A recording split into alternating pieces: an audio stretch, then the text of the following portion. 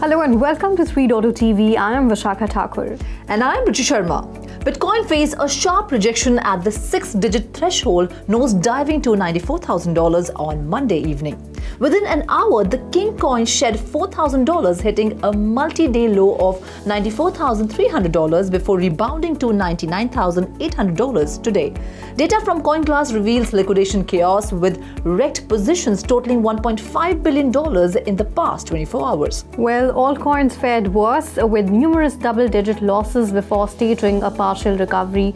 Yet amidst the turbulence, the digital asset investment landscape made history. So weekly inflows into crypto investment products soared to $3.85 billion, the highest ever, pushing year-to-date inflows to $41 billion. Ethereum played a pivotal role, attracting $1.2 billion in inflows, a new record surpassing the impact of the July ETF launches. Bitcoin led the charge with $2.5 billion in inflows, bringing its YTD tally to $36.5 billion, cementing its dominance in this historic rally.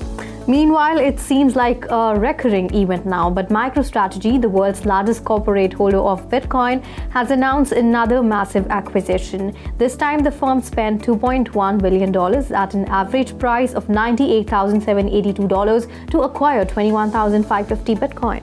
With this quite substantial purchase, Saylor and his team have increased the firm's total Bitcoin stash to 423,650 BTC. At current prices, this fortune equates to roughly $42 billion. Given that the company spent $25.6 billion to accumulate it, this means that the Nasdaq-listed giant now sits on an unrealized profit worth more than $17 billion. Going by MicroStrategy's current rate of Bitcoin acquisition, analysts hold no doubts that it could find its way into the Nasdaq 100 index by December 23rd. This follows after analysts at research and brokerage firm Bernstein shared their expectations for the company to continue in its tracks. Moving on, World Liberty Financial, a decentralized finance initiative endorsed by President-elect Donald Trump, has made headlines with a significant $12 million purchase. Using UST coin, WLFI acquired various tokens, including Ethereum, Chainlink, and Aave.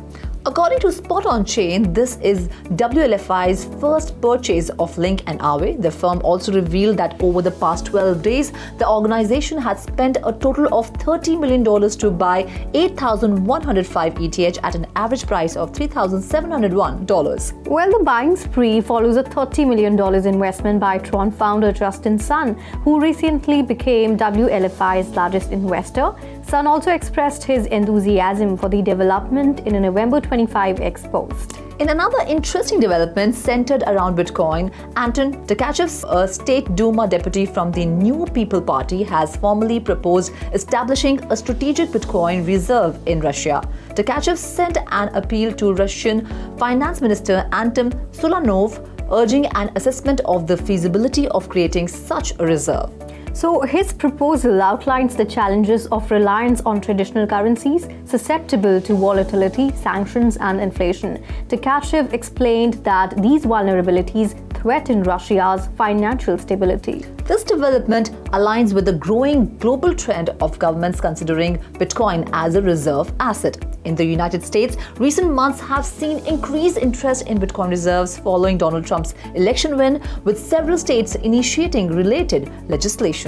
Meanwhile, Vancouver City Council has voted in favor of exploring the use of Bitcoin in municipal finances, marking a significant step towards making the city Bitcoin-friendly. So Mayor Ken Sim introduced the motion, which passed on Wednesday with strong support from 6 councillors. 2 voted against it and 3 were absent. The mayor's initiative aims to explore Bitcoin as a potential safeguard against inflation and currency devaluation. Sim's motion calls for a report by the end of the first quarter of 2025 to assess the feasibility, risk, and benefits of Bitcoin adoption. To demonstrate his commitment, Sim has pledged a $10,000 donation in Bitcoin to the city, regardless of the outcome. Well, elsewhere, on Wednesday morning in Abu Dhabi, Binance and Circle announced a strategic partnership to promote USDC, a stablecoin jointly owned by Circle and Coinbase. The collaboration comes as stablecoins gain traction in mainstream finance and competitors seek to challenge the dominance of market leader Tether. Details about revenue sharing in this arrangement remain undisclosed, though sources informed Fortune that Binance will not acquire an equity stake in Circle. According to the press release, the partnership aims to expand the worldwide adoption of USDC.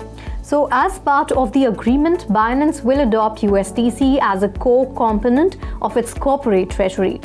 Now, on the other hand, Circle will support Binance by providing the necessary technology, liquidity, and tools to enable user access to USDC while also working to strengthen relationships across global finance and commerce. In another news, USDT emerged as a leading digital asset in Q4 2024 with 109 million on-chain wallets holding it, more than double the number for Bitcoin and nearing the 128 million wallets that own Ethereum.